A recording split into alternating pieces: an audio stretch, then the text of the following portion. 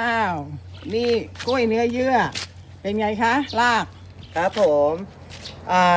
ช่วงนี้ลากเต็มถุงแน่นปึ๊กเลยแข็งเป๊กเลยถุงครับ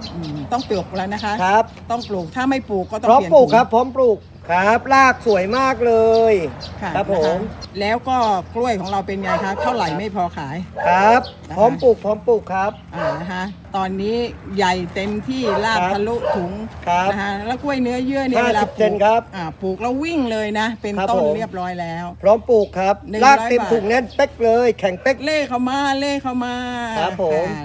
กล้วยน้ำว้ายักษ์เนื้อเยื่อของแท้จาก ครับไร่พัชชาครับ ชาค่ะโอเคค่ะ สั่งมาได้เลยนะ ผม คะ สั่งได้เลยพร้อมปลูกครับ